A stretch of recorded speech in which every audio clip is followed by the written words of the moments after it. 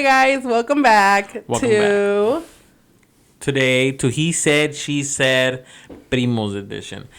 Cause you guys allowed us, we are back for an episode, a second episode. Second. Yeah. Yes, sir. How are you getting the second episode confused already with the third episode? I don't know, it's just been a long week. Oops, sorry, y'all didn't see that. It's been a long week. Where's your cup today? You didn't bring a cup? No, I forgot it at home. Thank you for noticing that I had such a nice Well, cup since though. I had noticed that you had one last week, and that's why I was like, I'll get myself a cup, and it's actually, you don't have a cup today. I forgot it. What a shame. But you know what? Shout out to Maydeen's friend real quick. I bought the cup from her. So, if you guys see the cup, Maybe you can know who make me to one. hit. You can make me one. Have her make me one and just give it to me. I'll get back to you about that. Anyways. Maybe they can send that in the PO box. You know, as a surprise. Anyway, so what do we got today for? All right. So for today, our topic is going to be what we miss about Mexico and what we love about the U.S. So kind of like thinking nostalgia, good memories that we have from back then, and then also just seeing what we love about the U.S. now. So like the difference in culture and the like what used to be and what now is not. Yeah. Yeah. Oh, okay. So what do you got? I know one of the things that we were talking about, and this one is more of a funny one.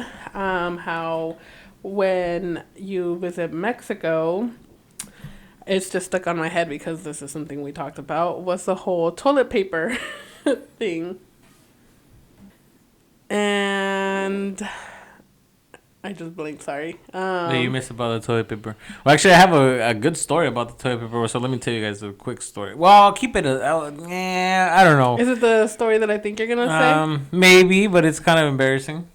I mean, if you're down to say it on the pod. I don't know if I should though. I think you should. Okay, so I guess we start somewhere and then we'll get there. Okay, sounds good. All right, so as many as I don't know if many of you know, but so a thing in Mexico. I have a cup. Yes, you have a cup. You can drink. A thing that happens in Mexico for the viewers that haven't been or just don't know about this is that there's not really public restrooms. At least not for free. Yeah, not free public restrooms.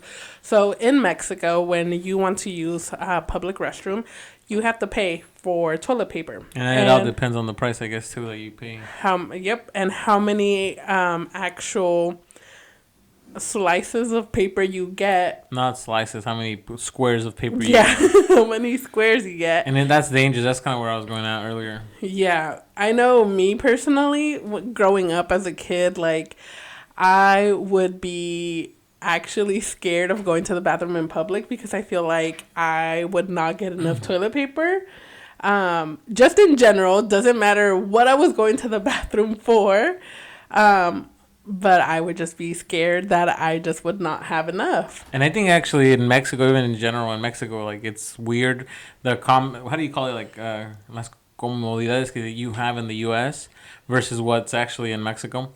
And it's like so different because, and funny because when you literally travel to Mexico, it's like the first thing you do is like obviously use the restroom, right? Mm-hmm. And then as soon as you use the restroom, it's like, dang, you know, like even the urinals are different, you know?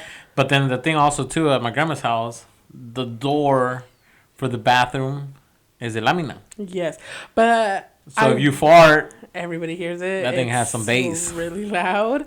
But I will say, like, even though that's kind of like, I guess some people would view it as a negative. For me, it's still one of the things that I kind of love about Mexico because it's what makes it Mexico for me. Like, it's a memory, like. Or even like when you land, you have that smell of like wood, you know, like como cuando queman leña, or like the smell of fogón, you know, like it's a difference versus actually American. Like people use gas stoves here, you know, like and then Mexico is like, everything's different. It's like wood stoves, basically. How do you call it? Fogón, no, right? So un fogón. I think so. So it's like you basically as soon as you land, you get off the plane. That's the first thing you smell: the smell of wood or the and fogón. Manure. Yeah, that too. Yeah. But you know what? It's a smell that I've grown to as soon as you land, you know that you're in Mexico. You know, and it brings back so many memories, and it's like just remembering all the fun times. Like once I smell that smell, it's like, all right, I'm here. I'm home now. All right, well, tell me about like the rains in Mexico. Like they're so scary The too. rains, yes. Like the thunder and the lightning. Yes, I remember there actually was one time when I was younger. We were standing outside of my grandma's store, Mm-hmm. and it was one of those. When it rains in Mexico, it really It rains. rips. And the thunderstorms even worse. And I remember that I was outside of my grandma's house, literally just looking at the rain, Mm-hmm. and out of nowhere, like just right in front of me, a flash of lightning. I kid you not, kid you not. It was scary. Yeah.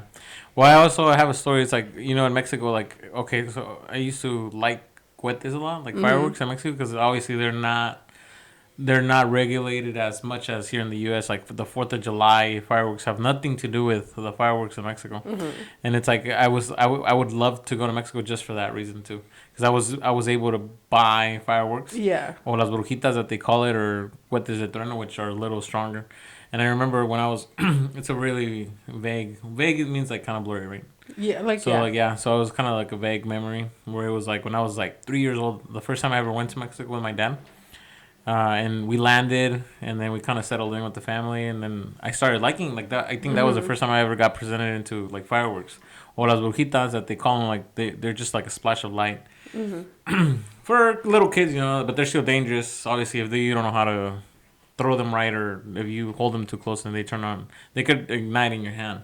So I remember being a little kid, like 3 years old, and then my dad gave me, or somebody gave me, un cohete de trueno, which is just like a loud pop. Yeah. And I put it in my hand, I remember, and then I'm holding it there, and like they turned it on for me, and they're like, "Oh, aviéntalo, aviéntalo," and I'm like just holding to it, like laughing, looking at it, bam! Like I just remember that thing blowing up in my face, and like they put a big tomato on my hand Because you got burned. Yeah, because I got burned. Yep. Yep. And see, for me, it's funny that you say that because it's like, I know, like, for my brothers, like, that was one of their main things, too. Like, even to this day, if they go to Mexico, they want immediately Fireworks. que nos lleven a los cohetes, A los queremos coheteros. las brujitas. And it's like my uncle who passed away already. He used to be the plug. Yep. He used to be like, "Tío, échame una 10 pesos de cohetes." Like, I remember exactly, like, went up to him and just buying fireworks from him. And he would sell it, I mean, because nobody really cares out there. They're like, you can buy beer if you want, like, or a cigarette, whatever. But they're wild. So I remember that, or going to another town close by to buy fireworks where they actually built the fireworks. They made them En by los hand. Zapalas? Yeah. So I used to go out there and buy. And I used to buy pólvora too, just to make your own firework out of Yeah. a bottle. Crazy what, like, all the things that you could get away with in Mexico versus, like, what You we cannot have here. I mean, yeah, people But have, then if like... you think about it, it's like crazy dangerous, because like if I think about like Junior actually doing that, I'm like, dang, this oh, guy's no, like. yeah, it's for sure dangerous. So I'm like, este vato le falta barrio. Yeah. Yeah. And it's like, here it's So he like... might burn himself. You have the illegal fireworks here that a lot of people purchase, but it's still, compared to Mexico, Yeah. nothing like compared. Mexico. Yeah, Yeah. that's true. And I know that, like, at least another memory for me that I had, like, that it's something that is very nostalgic for me, like, talking about the fireworks. It's because around the time that, like, they would have them was always, like, for us during, like, Christmas, which was when, like, we would go Christmas, New Year's. And I just remember, like, it's also, like, the sense of, like, even though it's something more dangerous, it still was kind of, like, for lack of a better word, like, more freeing. Like, you just, like, it just, everything in Mexico was always just so much more fun. Like, my parents growing up were always, like, very strict, and I couldn't really do much here in the U.S. Like, here I was always, like, school, home, that's it.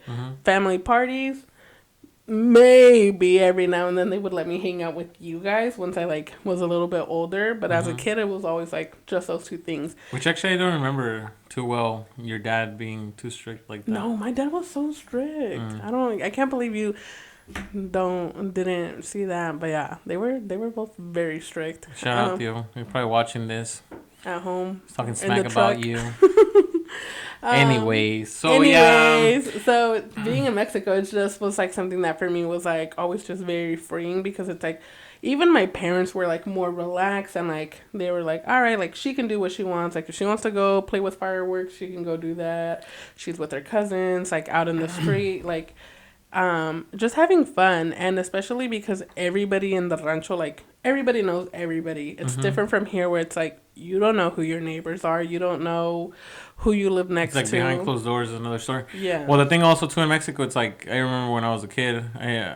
Obviously in Mexico, the way they water crops is like caños, like just little streams of water where they actually pump water out and they release the water and the water flows through, and then people share that water for different types. And not everybody has a blessing, but my grandpa has a piece of land in Mexico where we used to be able to go and play, kind of like if it was a playground. He had animals, he had pigs. Oh, the one El Cerro, yeah. in the cerro. So like it was like it was really fun there because like the water used to pass right there, and there was like a little bridge to just chill.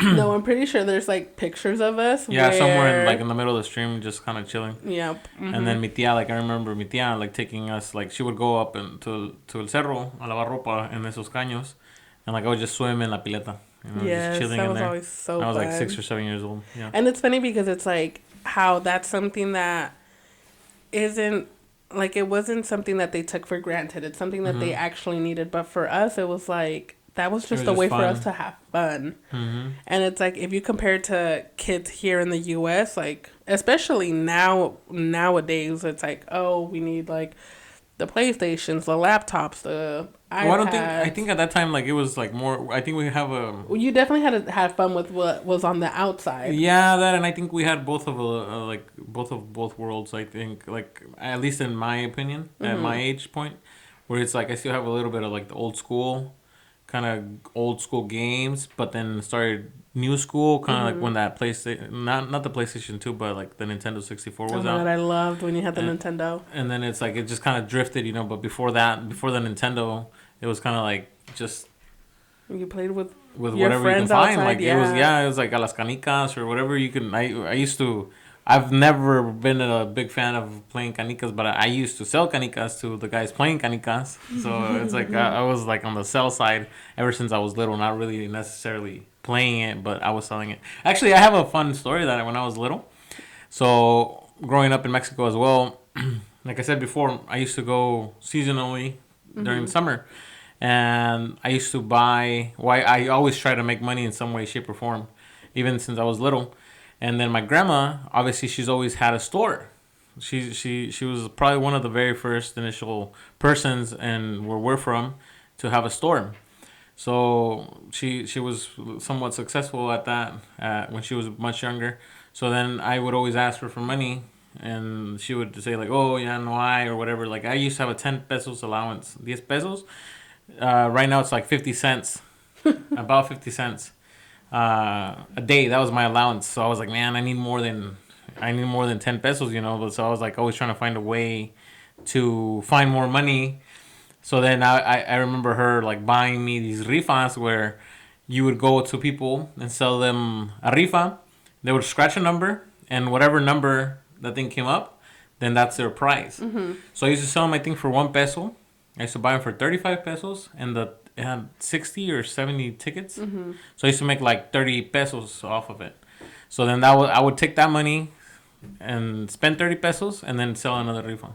And then just kind of keep it going. And then I would go like to different spots in my bicycle and just try to sell people rifas. and see, guys, this is why Pelon is a financially smart one I'm not because financially smart, but I would be the one to go and give my money that I would have my pesos to go scratch off and get my little prize or whatever. yeah. Now that you said it, because I gotta find people like you those. to scratch my rifas. So yeah, that's a fun fact. That's how I used to make money. And I have another prima that used to help me.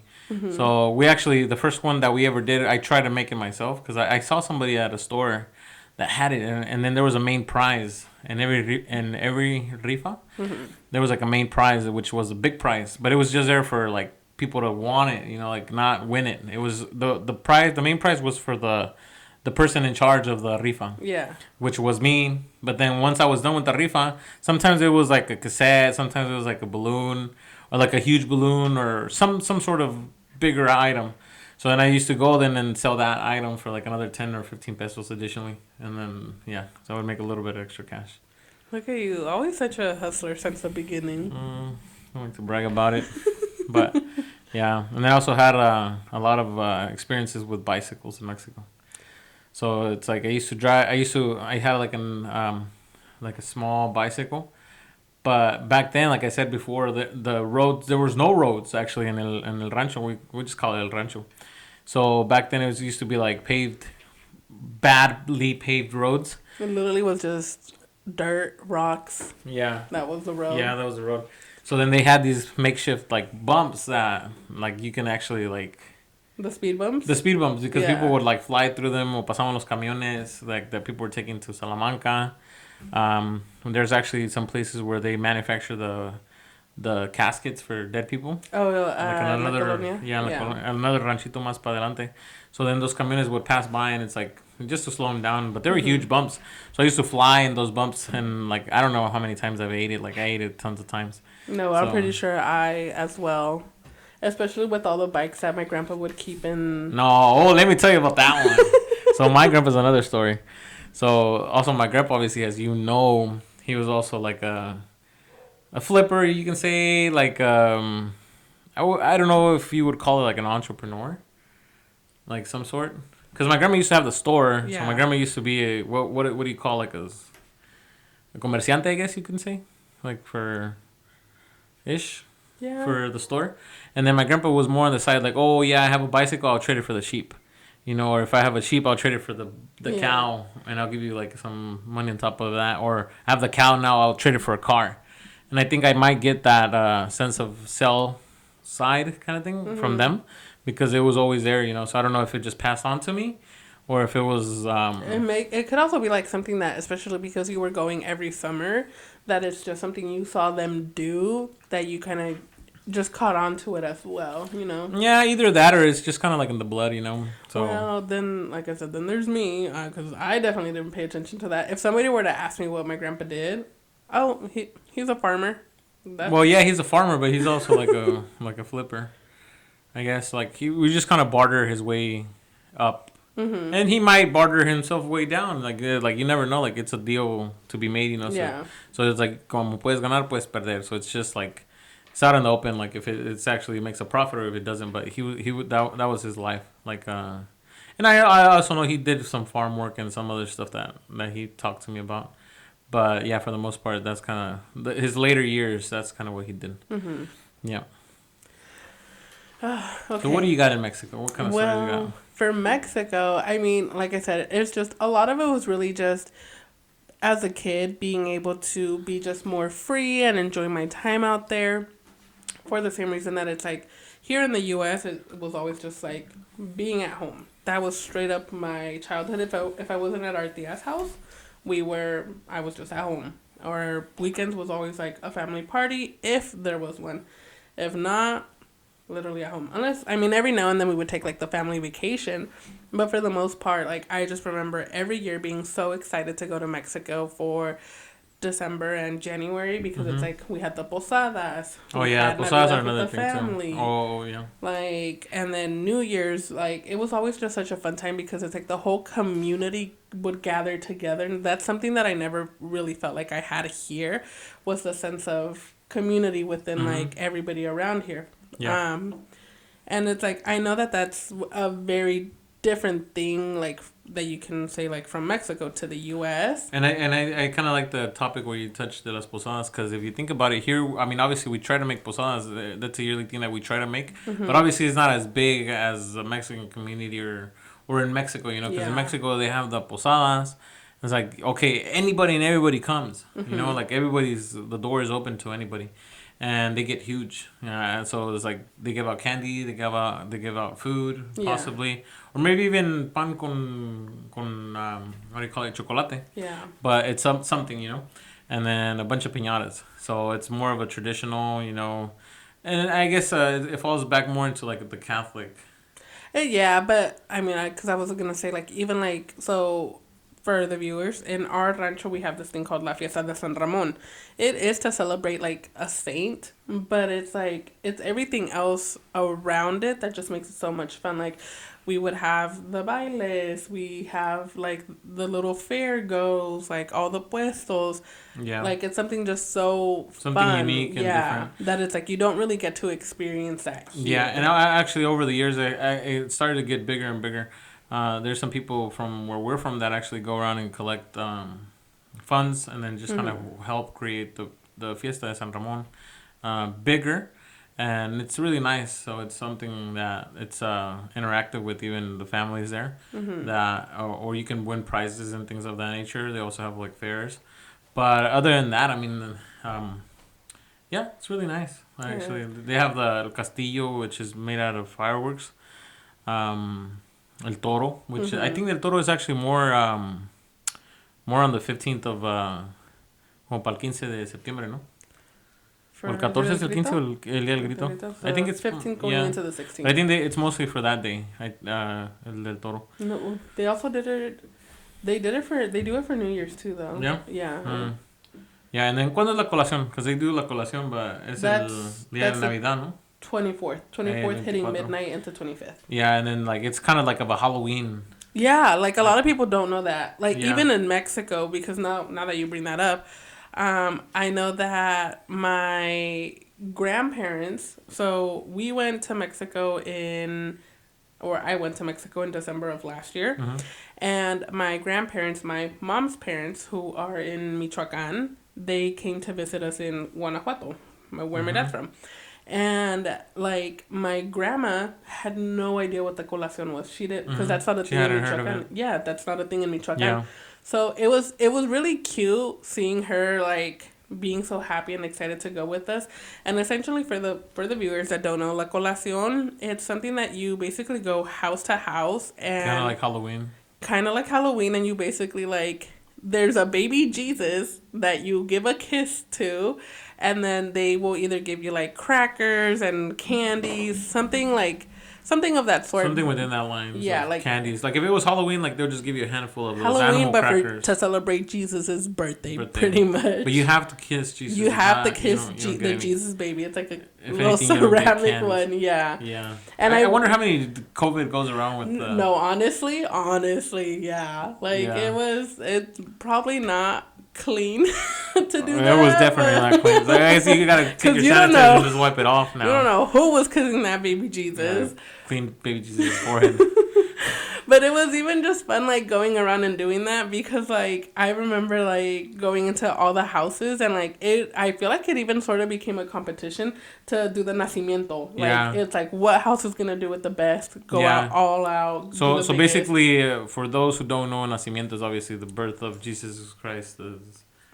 So it's nativity scene, no? Yeah, the nativity scene. Yeah, so they'll set it up like when they have like the Diablo and like los Reyes Magos, and then obviously Virgin Mary and Señor San Jose, and then they'll have Jesus before his birth. And, yeah.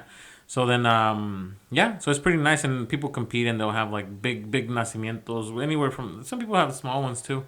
But there's some that get really competitive with like waterfalls, and they would make it like really, really nice. I know that somebody in where we're from, they had one where it was literally, it took up almost a whole room. Yeah. And like that's how big it can get. They actually had one here. Remember here when you get out of the houses close to the Walmart, there was somebody that had one, like they had it in the garage door. They just kind of opened it, and they were able to see it. But it was really nice.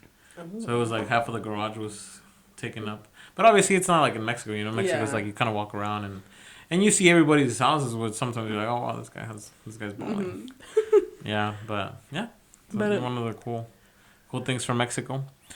So definitely one of the things and the weird thing is that they don't even celebrate Halloween. So like if you take it back, they're like, oh yeah, what's Halloween? I think nowadays they started doing it. At least they're, I think it's a more known thing, but I feel like that comes with how easier it is to access things on like social media and stuff. Like how before everything was so apart. Like at least with me growing up, like I remember that like when my grandma would come to visit us, I would write letters to my cousins out there, and vice versa. When my grandparents were like going back that way or whatever, like my cousins would send me letters, and that was our form of communication.